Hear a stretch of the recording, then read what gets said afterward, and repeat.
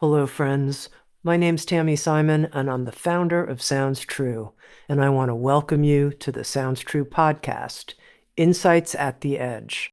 I also want to take a moment to introduce you to Sounds True's new membership community and digital platform.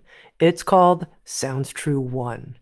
Sounds True One features original, premium, transformational docuseries, community events, classes to start your day and relax in the evening, special weekly live shows, including a video version of Insights at the Edge with an after-show community question and answer session with featured guests.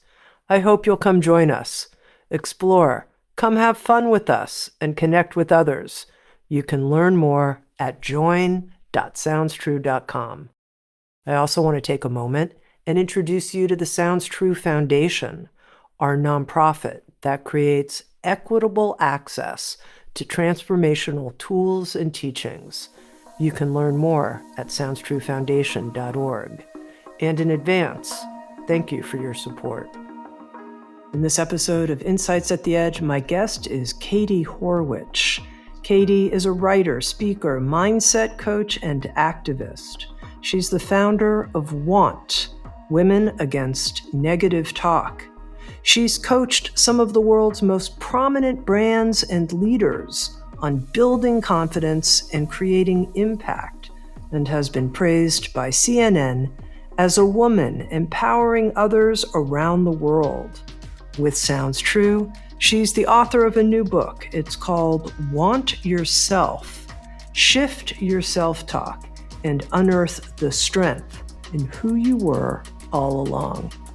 Here's my conversation with Katie Horwitch. Katie, you're known as a self-talk shifter. You help people change and shift their own self-talk. How did this become such a focus for you? Tell us a little bit about your own journey as a way of introduction to focusing on being a self-talk shifter. Yeah, I mean, there's the short answer and then the more nuanced answer. So I will give you both of those. The short answer is that I got angry. I got frustrated that people, particularly women, were given such a small amount of tools to shift this thing that we call our self-talk, particularly our negative self-talk. The longer answer is that my entire life, I was super confident. The lens through which I viewed that confidence, though, was super murky and scratched because I got so many messages from the world, overtly or otherwise, that confidence was synonymous with narcissism or vanity. And I am, which I believe you are as well, I am a highly sensitive person, right? So I feel things very deeply as far as emotions go, but I also pick up on things like lights and sounds that other people don't. Like I can read a room before anyone has ever said a word. So I was getting all of this input that sort of made me believe that I needed to shrink myself down to fit into this loud world that was around me. So all of this sort of came to a head when I was in my late teens, early 20s. I entered college and I became such a shell of myself and so alone in the skin that I was in that I developed a host of eating and body related disorders, which anyone who has gone through them knows that it's not about the food. Often it's not about your body. It was really about how I felt about myself and the story that I had told myself about what it meant to be an adult in the world and fit in. And I had no attention that was being paid to actually belonging. So like fitting in is about taking the information from your environment and internalizing that so that you are more like them. Belonging is about belonging to yourself more than anything. It's about, I know who I am and I'm going to stick by this person no matter what is happening on the outside. And so in college, when I developed all of these different mental illnesses, I saw a commercial and I was struck by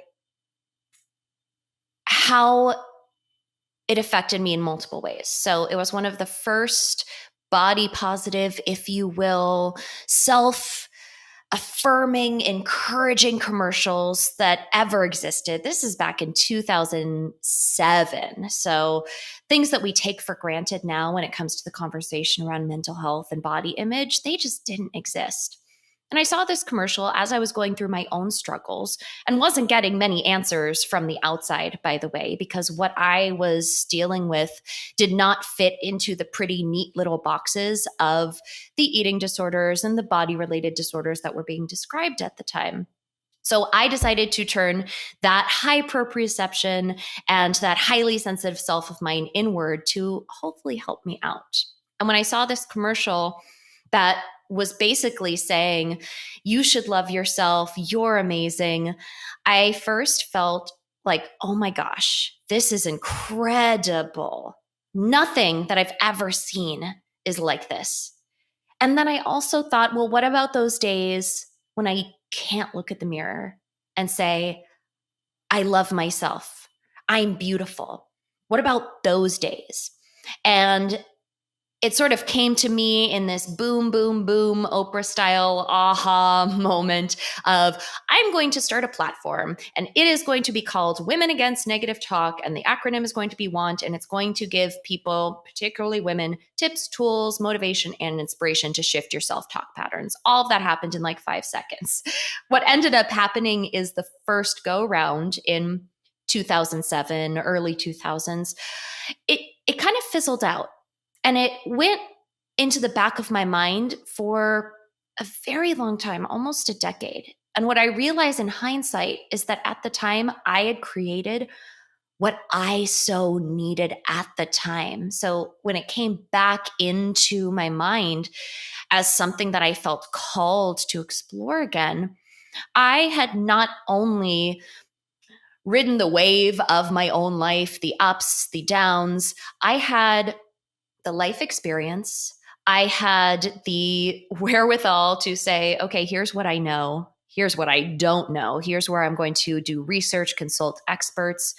And I also had the technical background to actually sustain this platform that I felt was so necessary because these things still weren't being talked about in the way that I saw that I thought they should be talking about at the time.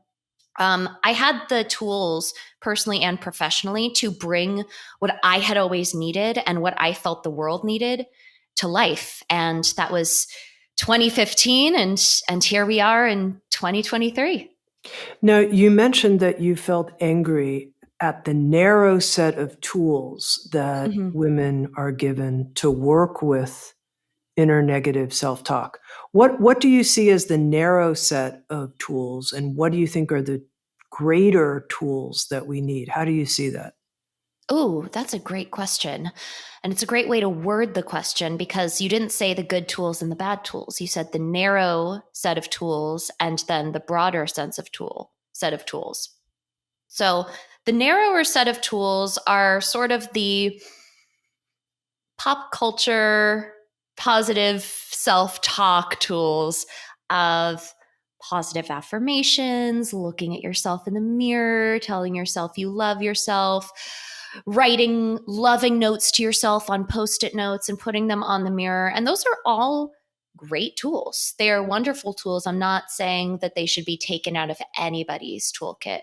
However, this more robust toolkit that we're talking about goes beyond what the narrow toolkit speaks to, which is the talk part of the self-talk, the words. But in order to actually shift your self-talk, you can't just plaster pretty words over a negative phrase. That's like putting a Band-Aid over a wound that you've gotten when you broke your leg. eventually you're going to need to tend to the broken leg. So it's not about plastering the positive talk over things. It's actually about getting to that first part of the equation, the self part of self talk, which we can talk about all of the different ways to do that, but I outline in the book sort of a guidepost and a blueprint for people to go through because it is nuanced work and it can be overwhelming. And I wanted to give people a tool that could sort of support them along that journey instead of them feeling like this is so overwhelming. I might as well just stick with this negative set because that's what I understand, you know? Yeah, no, it's interesting because you're talking about how for some people, positive affirmations and changing language can work, but it doesn't necessarily work for all people all of the time. There can be this disconnect, like I'm trying to sugarcoat something and I know what's underneath it. And this is actually a quote from your book. Positive self talk, as we commonly think of it, can do more harm than good, depending on your state of mind. And I'm wondering if you can explain that more. I'm one of those people who's never been drawn to positive thinking. And yet, in my experience, I've met a lot of people who tell me how powerful it is and how it really does work for them. And I believe them. It's just never worked for me. Yeah, I love that we're having this conversation and that we're both those types of people because I am the same way where the power of positivity in the way that many people talk about it, especially today, especially with social media being the way that it is and things in such like small, easily digestible sound bites. That to me feels like, okay, I'm like grabbing a snack on the way to out the door because I need something, but that's not actually nourishing me in the long run. So when it comes to positive self-talk, I mentioned this in the book when I was doing research. There was this study that I just became a little obsessed with, and it was out of the University of Waterloo. And they had two groups of people. One group of people already had pre existing, let's call it high self esteem. The other group had low self esteem. And the experiment was basically we're going to give these two groups of people what we're calling positive self statements. And we're going to tell them to say these statements over and over to themselves and then see what happens to these groups. And what ended up happening is that the group that already had that solid base of what we would call positive self esteem, those positive self statements were wonderful for those people. They either, buoyed them up and gave them a little boost, or they kept them in that sort of high level positive range. The people who had pre existing low self esteem ended up feeling worse about themselves because at the end of the day, there was like a cognitive dissonance. They felt that they were lying to themselves over and over and over again. So it's not about just saying something nice to yourself, especially if you're feeling in a low. It's about getting underneath what's actually going on and getting to that core of the self instead of jumping straight to the talk part. Now, when you say getting to the core of the self, I notice I Mhm. have a lot of questions about that because Yeah. there's the narrative of ourself, and that's a narrative that keeps changing. There's a feeling inside of our kind of inner light and alignment and a sense of sort of the depth of who we are and our core. And I wonder when you talk about the self, what you're really referring to, because it seems like there's lots of potential layers there. Yeah. So I actually, someone asked me this the other day, and I was like, I'm a words person. So I was like, I'm going to look up what the dictionary says about the self and see if that's useful. And there were multiple definitions out there, I think, especially in the type of space that you and I are in. There are a lot of also very flowery definitions of the self.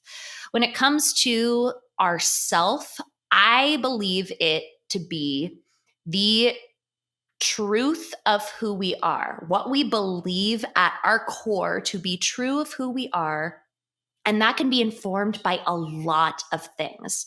So that can be complicated, right? Because then we're like, okay, what is truth and what is actually some belief that I've picked up along the way that now I've taken on as truth? So it's important. A lot of times we will just focus on the things that we perceive are negative that we're saying. And we will try and get to the core of that. It's actually more about practicing this awareness of, okay, what's the information behind what I'm saying? No matter what you're saying. And I'm not telling people to be walking around in the world and after they say every single thing or think every single thing, they pause and they say, what's the information behind that? But really getting curious about who you are, how you are, and how you came to be that person, and how and why you continue to be that person can start to unearth a lot of information that can lead us to, okay, what am I standing behind as the truth of myself? And oh, what do I actually have it within myself that I've called true for so long? But that was actually something that someone else said to me a long time ago, or it's based on how someone else was. And I just decided that that was the right way to be for myself. So that curiosity and that self-interrogation when it comes to the self is really, really important. And I would say essential to getting to the core of like who and what that actually is.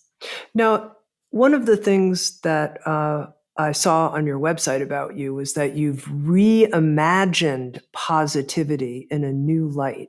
So it's not the positivity that we were referring to that's kind of, putting cover up on top of something that's painful, hoping it'll just go away. How do you see positivity now?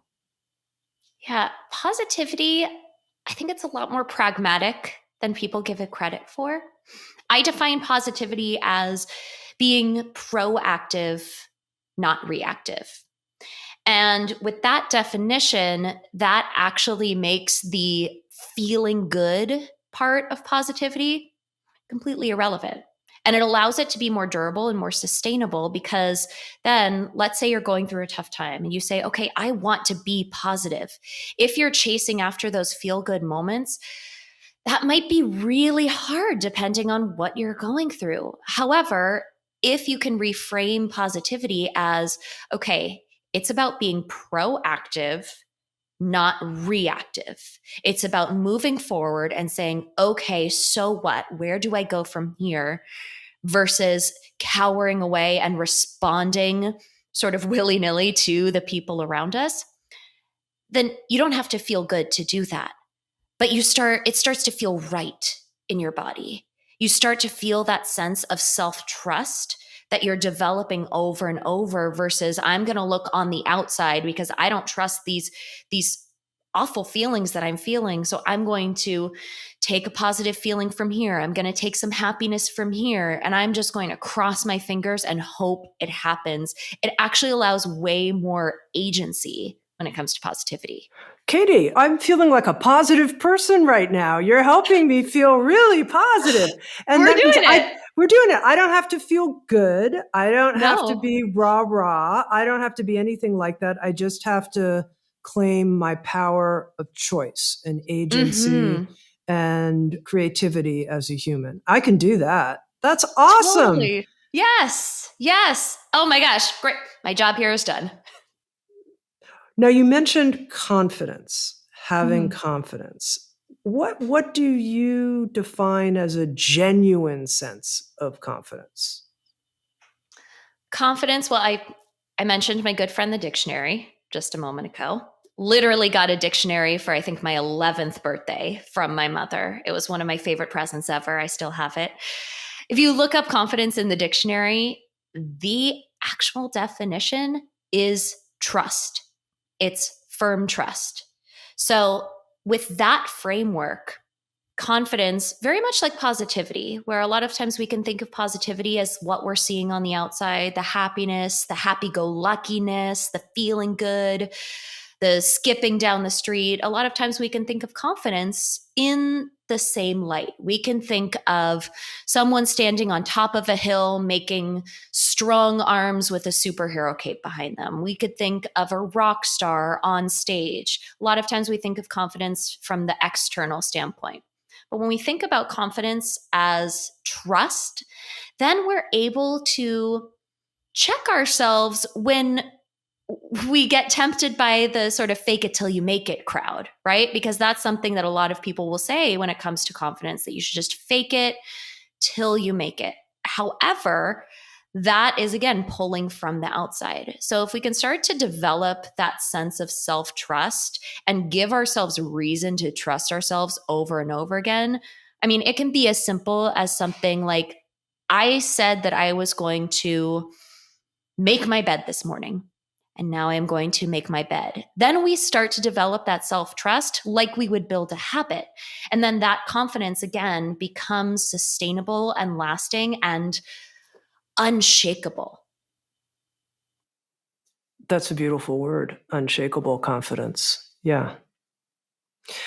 One of the things that's interesting to me is that you focused not just on helping individuals change their negative self-talk, but really turning this into a movement.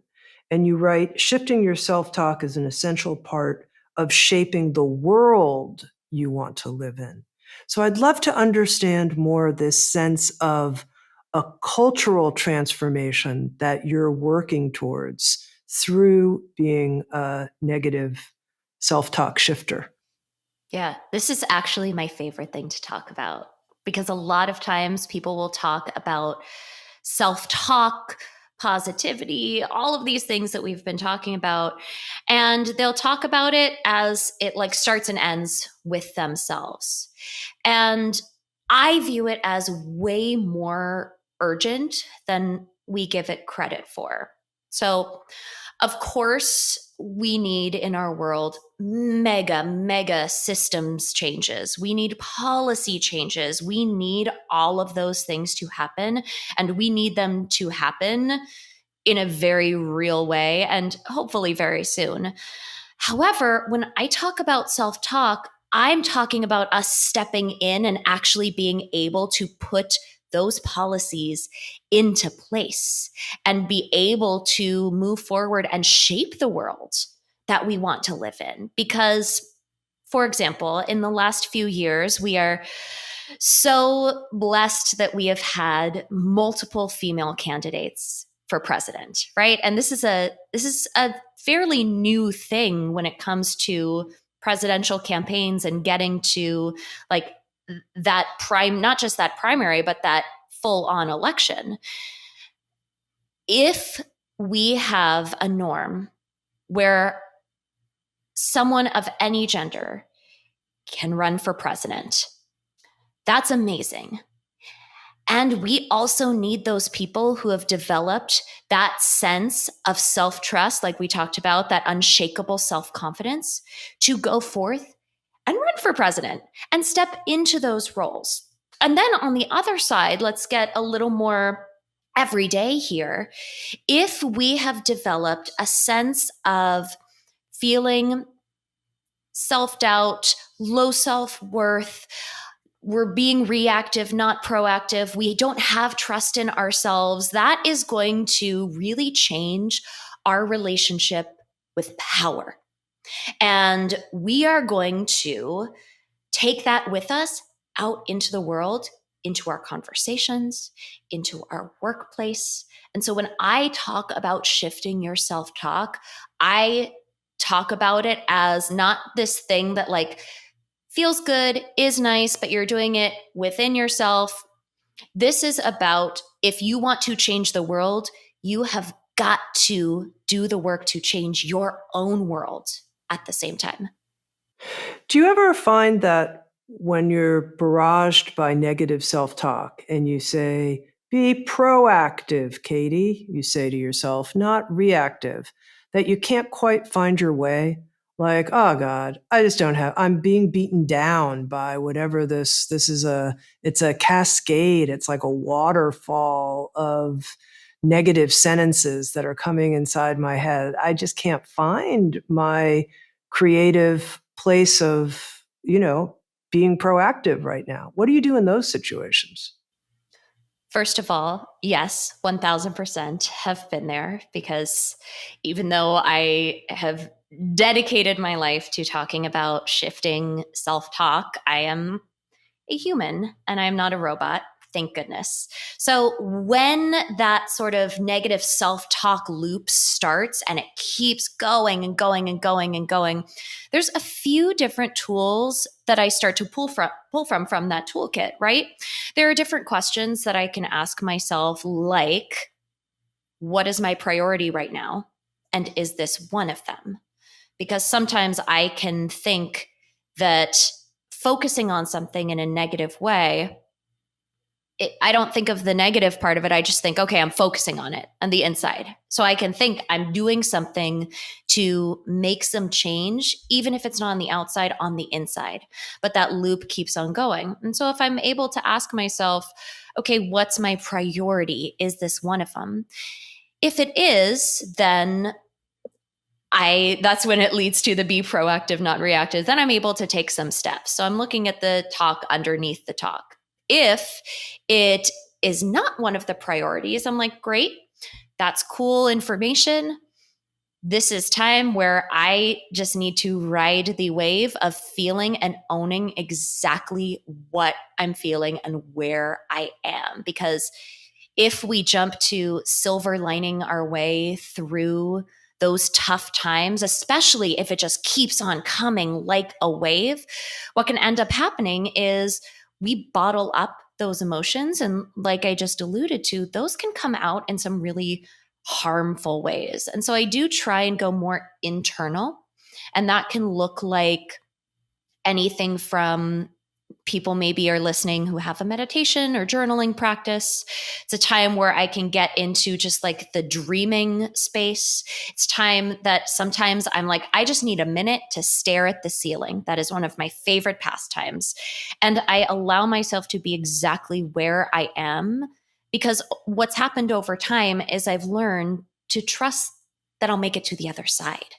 So while that might not seem like the easiest thing for people to jump to in the moment, because it feels like this is never going to end, I think if people can start to reframe that as, well, I'm building a habit and I need to get stronger at this habit. Like, you are not going to go to the gym and work out for 45 minutes every day or pick up the heaviest weight right off the bat, or else you're going to get injured. It's about making those small choices over and over again and being consistent enough with those choices so that you develop that sense of, oh, yeah, I am on my own side and I am going to see another side to this. One of the tools that you offer in Want Yourself is this notion of developing and then calling on anchor words. And I Mm-hmm. wonder if you can share that practice and help our listeners find anchor words for them. Yeah.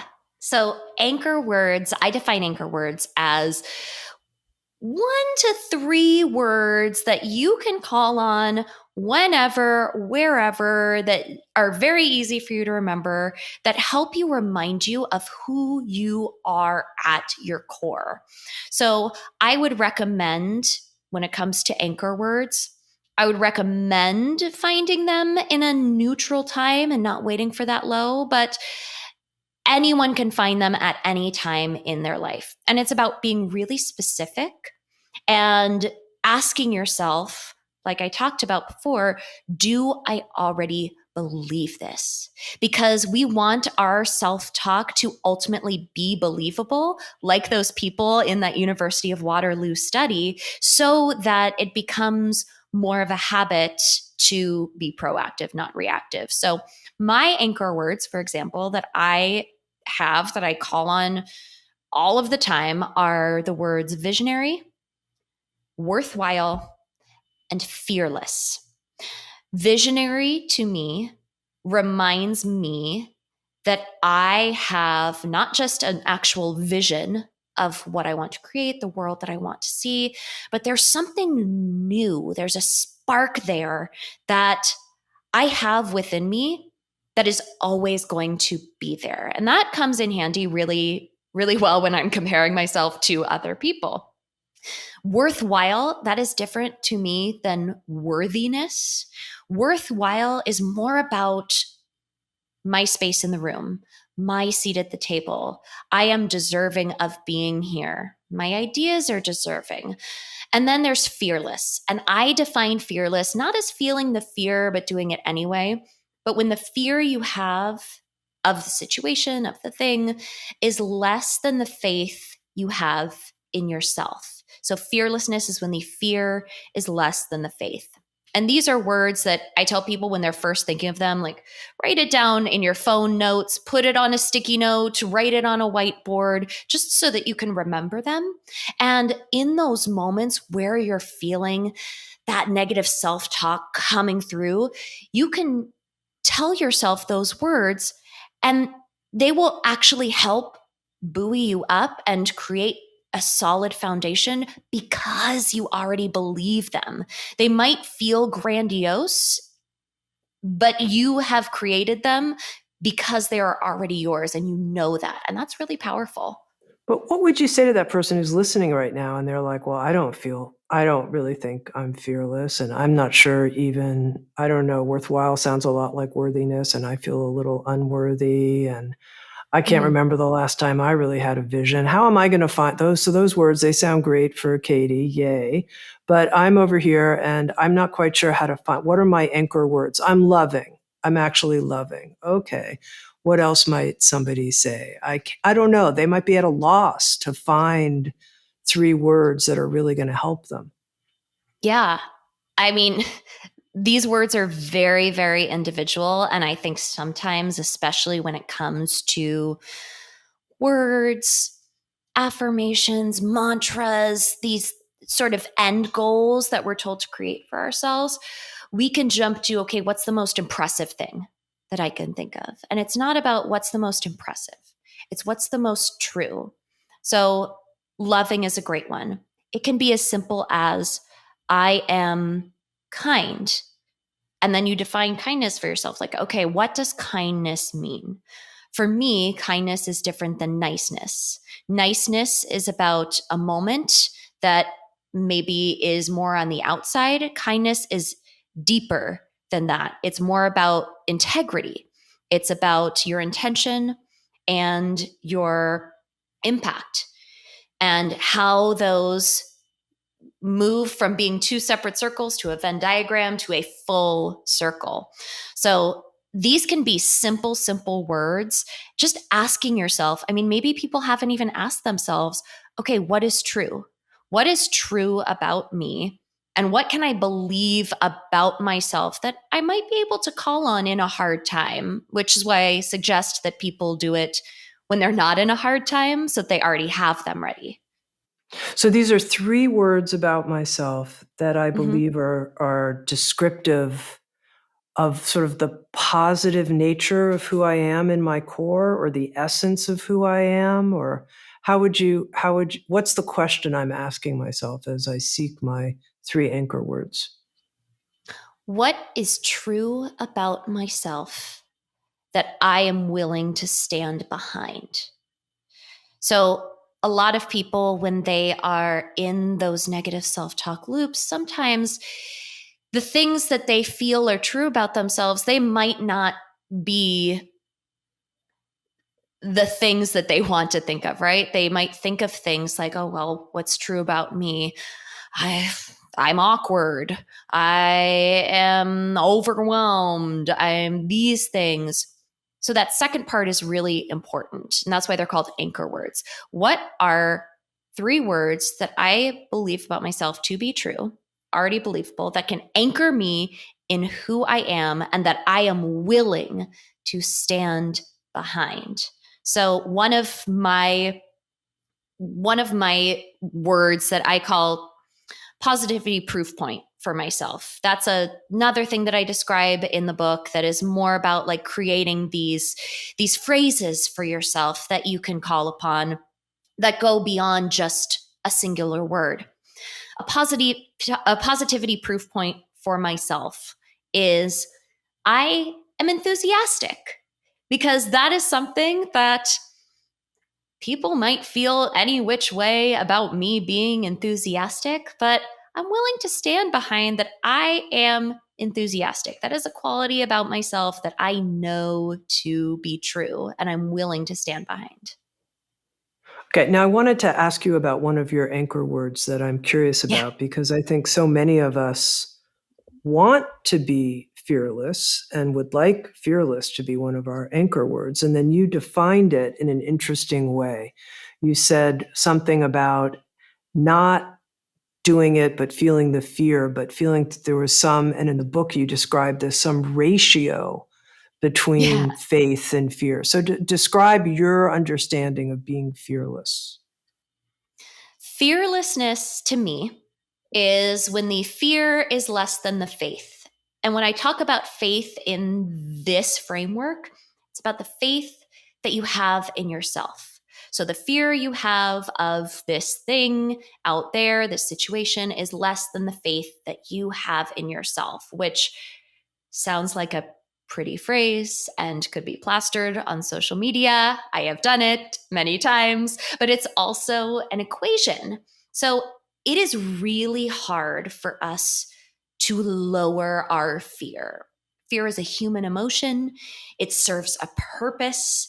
Way back in the day, it kept us safe from, I don't know, saber-toothed tigers that were going to attack us in the jungle. Like, we do not want to practice lowering our fear, because our body doesn't know the difference between a saber-toothed tiger coming to attack us and a test that we are about to take, or a podcast interview that we're about to do, maybe. So that's really hard, and it's good that that's hard. But upping your faith in yourself is actually a lot easier and more finessable.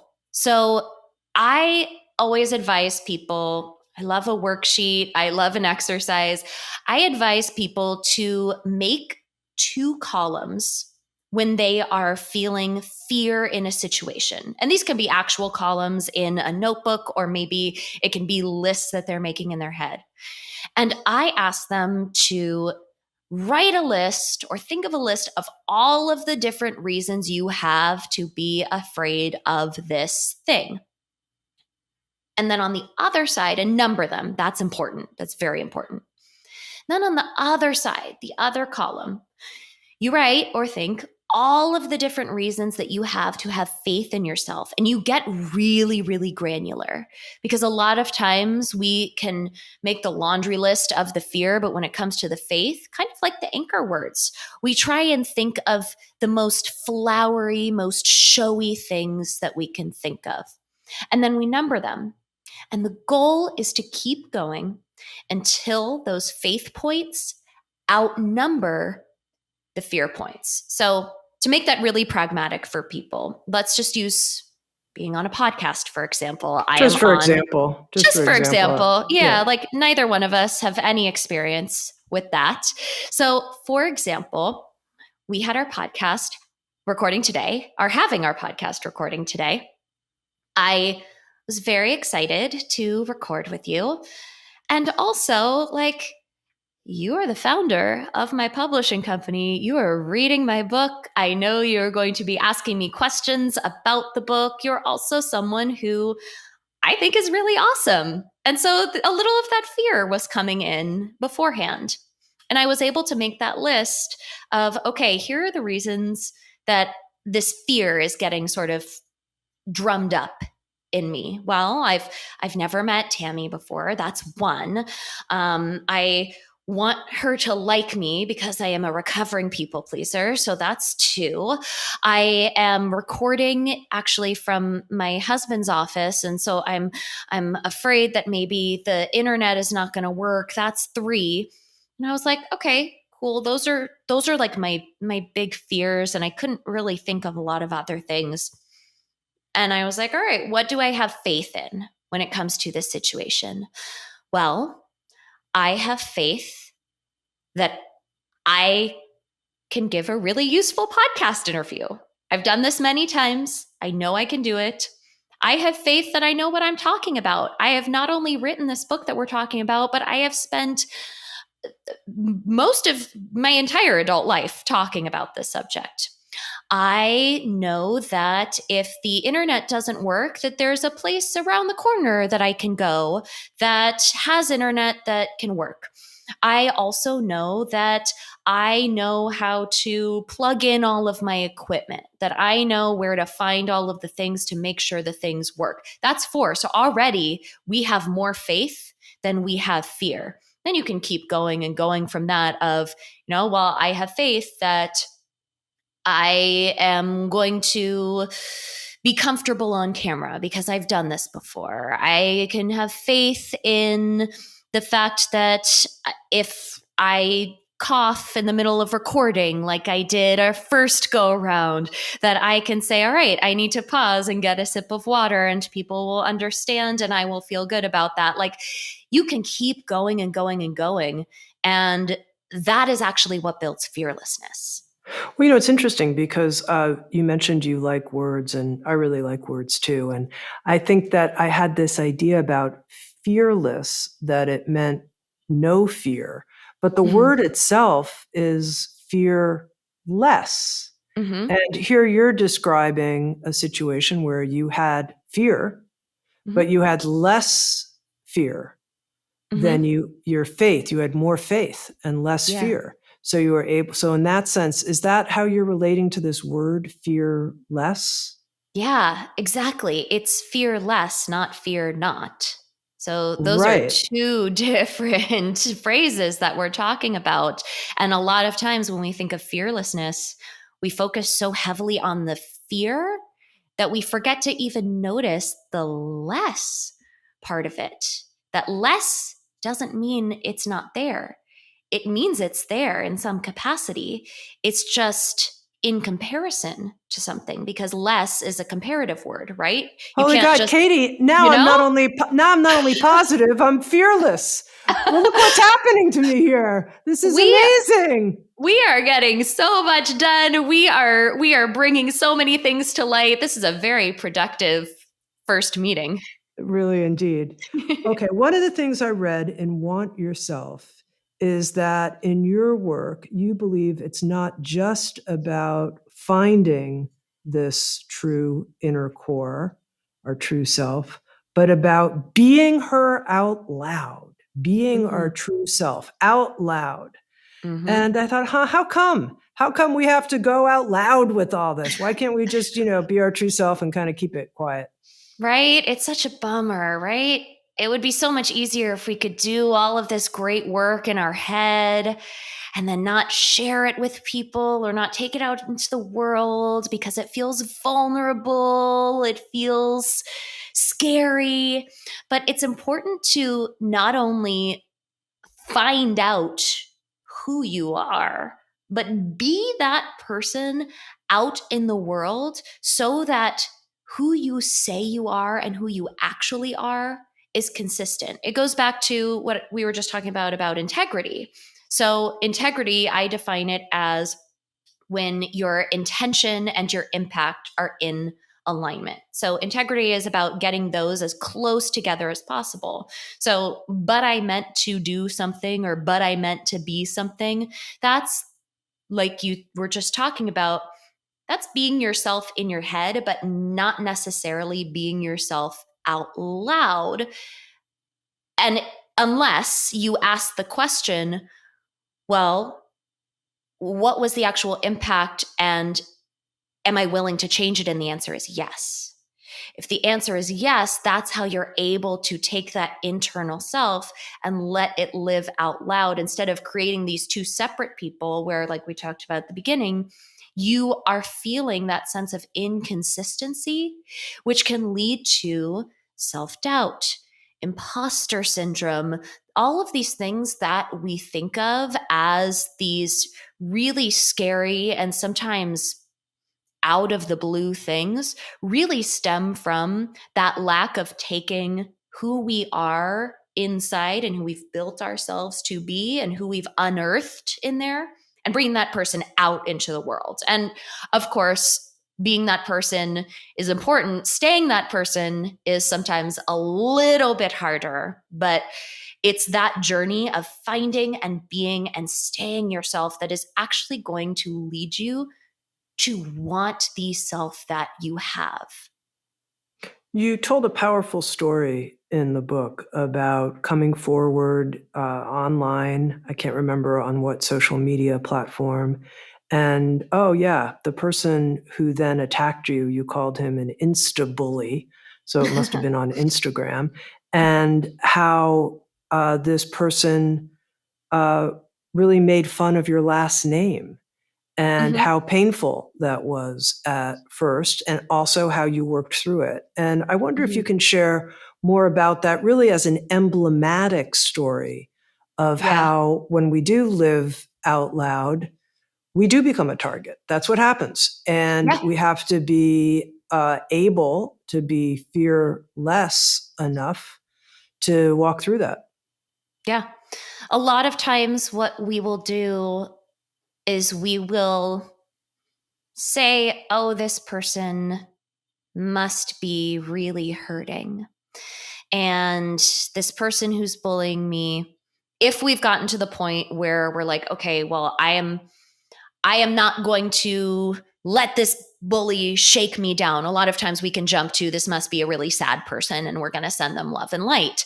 And in the book, I call BS on love and light because that actually puts you in. I'm very careful about how I use this word because I think it can be overused when it comes to sort of like the Instagrammable therapy speak, but it puts you back in the victim perspective, right? Like, oh, well, this person is really hurting. And so they deserve all of this good energy.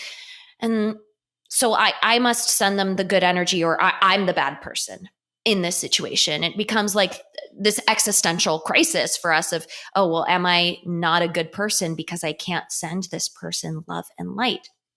That's not what it is.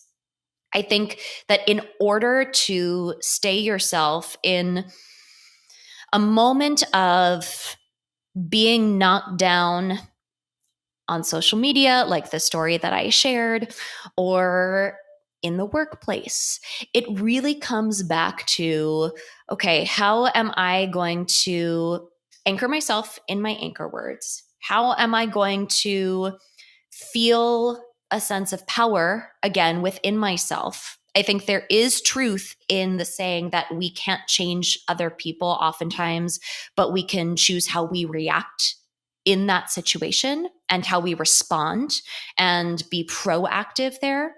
So, taking the focus off of that person or that situation and then putting it back on, okay, what do I need in this moment? It might be an immediate act of self care. Again, I'm not telling people to silver lining over the emotion that you're feeling, because especially in a lot of cases when it comes to gender or race or just not fitting some sort of binary norm that has been prescribed from someone else out there, we could be talking about really heavy stuff, right? Not just someone making fun of a last name and making a joke that like my middle school classmates would have made. We're talking about heavy stuff that is not excusable. And so being proactive, not reactive in those situations, this is what positivity looks like. It looks like allowing yourself to feel how bad that felt. It could look like performing an immediate act of self care. It could look like saying, okay, who can I tell about this that is going to maybe be an ally or an accomplice in this situation? That could be a trusted family member, or it could be a teacher, a mentor. It could be someone who's in a position of power. There are so many different things that we can do to be proactive in those situations, but the biggest thing that I want to give to people is that if something feels bad, it is normal for that to feel bad because it was hurtful. It's okay to get hurt and not give your bully an excuse. It is okay not to just jump to the next thing. It's really about honoring and being honest with where you are, what happened, and then moving forward from there in sometimes these small ways that, again, we can perform over and over to build up that sense of, okay, I have my own back. Self, what are we going to do now? Now, I just want to make sure I understand something.